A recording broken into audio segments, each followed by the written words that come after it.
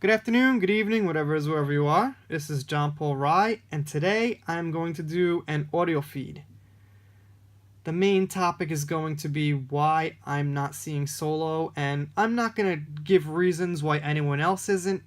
I have a good idea, but just, to stick on track and be crystal clear, I'm only going to get into the reasons why I'm not seeing Solo in the theaters. I will eventually see it at some point, and I'd like to, but not using real green money. The main reason, off the bat, is the treatment of Luke Skywalker. I waited 35 years to see Luke come back to the silver screen, and what I got was just completely unsatisfactory. There was 2 good scenes with Luke, and probably every other scene was just pretty bad. I mean, him throwing the lightsaber over his shoulder was just a statement more than it was a scene in the movie.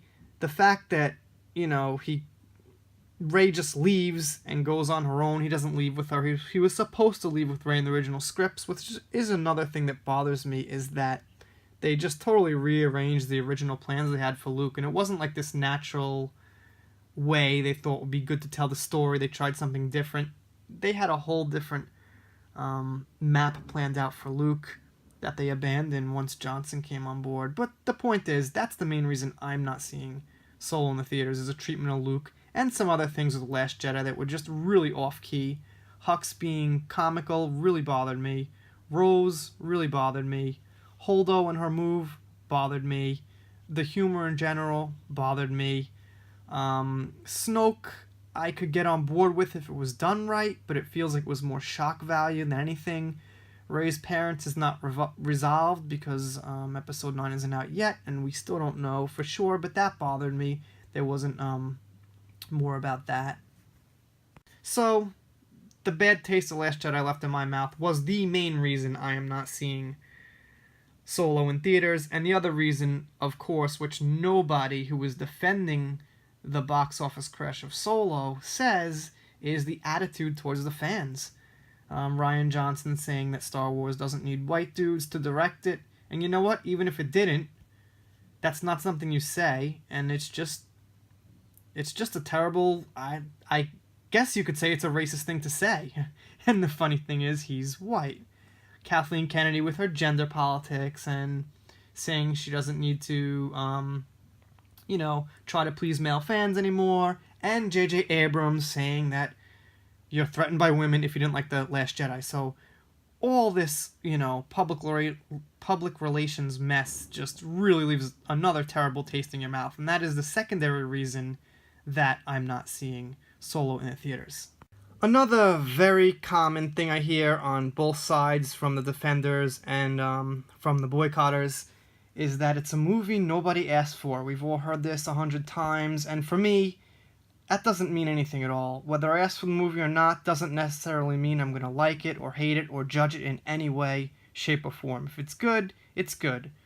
Yeah, I wasn't particularly interested in seeing a Han Solo movie, but it's not last on my list. I've wondered how Han met Chewie and about his past, and if it's good, it's good. So whether we ask for it or not doesn't necessarily matter.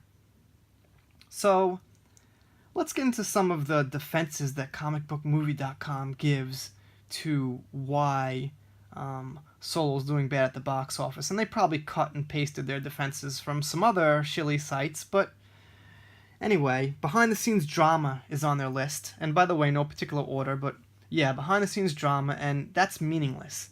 The behind-the-scenes drama doesn't mean anything to me when I go see the movie, or when I think about seeing the movie, or decide to see the movie. I mean, theoretically, if The Last Jedi was amazing, and it was everything I wanted, everything I looked forward to, for the 2 years in between, and I heard about behind-the-scenes drama, it wouldn't make a lick of difference. Not zero. I mean, what if you heard about behind-the-scenes drama about Infinity Wars? Would it make a difference? No, you see the movie, and it's not even a thought. Other movies, such as Jurassic World and Deadpool 2, were kind of in the way. And Jurassic World, they say people are waiting to see that, so they're not spending all this money to see all these movies so close together. And again, total bullshit. Let's take Rogue One, did really good at the box office. I can't even remember what was out at the time of Rogue One, really. I mean, it was just all about Rogue One. I mean, there could have been some other amazing movies. This is Star Wars. Should be, this should crush the competition. And if you're a Star Wars fan, you're not going to be like, well, I'm going to save my money for Jurassic World or something like that. I think that's just another pretty irrelevant, very, very weak excuse. Too soon for another Star Wars, you hear. Again, if a Star Wars movie is good, I could probably watch 10 in a row. If I woke up 50 years from now and I missed 10 Star Wars movies, I could watch them all in a row, day after day. If they were good, they were good. I'd be like, awesome lightsaber battle in that one, great characters in that one. Ooh, I always wanted to see that origin story. I think for a Star Wars fan, it's pretty irrelevant. If they mean for a general audience, too many Star Wars movies, I guess, maybe, but I don't know. I'm not really a general audience, so I can't quite put myself in those shoes, but I think for anyone who loves Star Wars, whether you like The Last Jedi or not, I don't think it was too early. Not for me. The actors were not close enough to the original actors, especially, how do you keep mispronouncing this guy's name? Alden Ehrenreich. Right, it's spelled. Anyway, for me, I wasn't expecting him to be a great Han. I'm not expecting him to be great Han, but I could put that in the back of my mind. I can accept that. It's Harrison Ford's in his I think mid-70s at this point. I'm not expecting them to cast a perfect Han Solo. That's something I could deal with if the movie was good, or if there was this interest from that people had that The Last Jedi didn't spoil. I don't think it would matter so much about the actor. It just wouldn't matter. Next, they say, I haven't quite seen this, I don't think, anywhere, but they say the Rotten Tomato scores are to blame for people not seeing the movie because people are so busy these days that they need to go to Rotten Tomatoes to decide if they want to see a movie or not. Again, just sounds like a really weak excuse. That seems like a really somebody who's a sheep who just kind of, let me see what Rotten Tomatoes says, or I'll see it or I won't. I mean, that's just really undermining the intelligence of even the general public and just Star Wars fans and everyone. That's weak. The type of story. So, they don't blame the type of story, but one thing they say is that, well, Lucasfilms is not going to make this type of story because they're going to think it's the type of story people didn't want to see. Again, total bullshit. I mean, the Kenobi movie, obviously I'm completely skeptical because of this newfound shit track record Lucasfilms Disney has for making these movies, but I have a high interest in seeing a Kenobi movie. If it was in the right hands, let's just say Lucas was directing it again, and he knew it wasn't going to be like the prequels. You had Ewan McGregor, maybe even called some of the old cast, maybe even Mark Hamill came in to kind of give some advice and everything, and it was really going to be well done. I'd love to see a Kenobi movie, or a Star Wars story movie, origin story movie. And Fett's coming out. I don't have so much interest in it, but if I knew it was going to be good, let's say it was going to be like Logan, and they said, hey guys, we're going to make Fett rated R, it's going to be bloody, it's going to be just crazy like you've never seen anything else before, I'd be like, yeah, that would be pretty good, but that ain't gonna happen.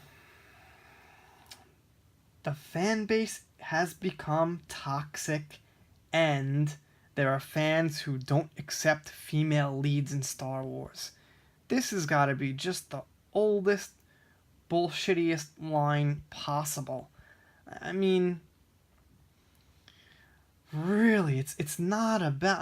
I feel like it's just we're being broken records when we talk about this, but it's not about female characters. It's about how well the character is written. And to put something like that on your website, it's just kind of embarrassing. Who do they think is going to read that and kind of buy into that as a reason that Solo's doing bad?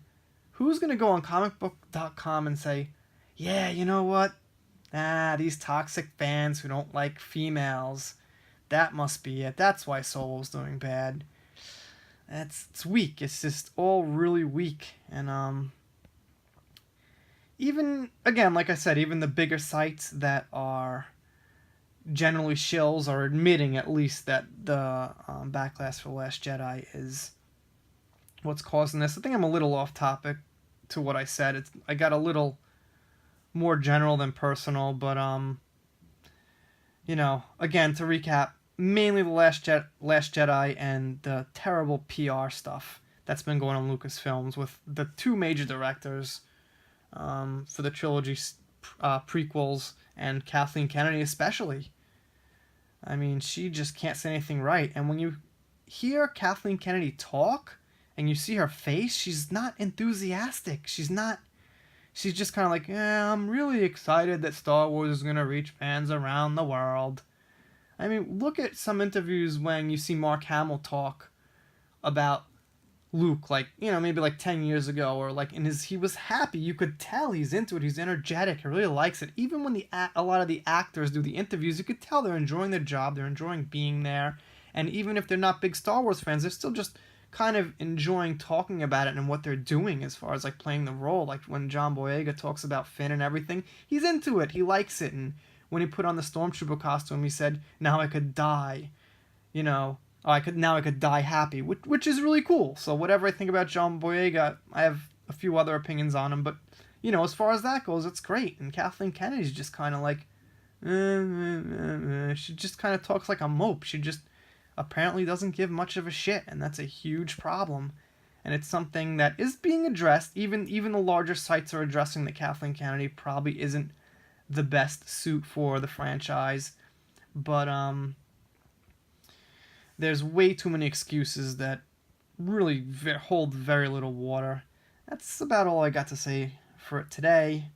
If you're still listening at this point and you've enjoyed the content, consider subscribing. You see my flagship character is Super Rey Sue. It's Rey with Supergirl. It's Rey's head with Supergirl's body, and you could click down there and subscribe.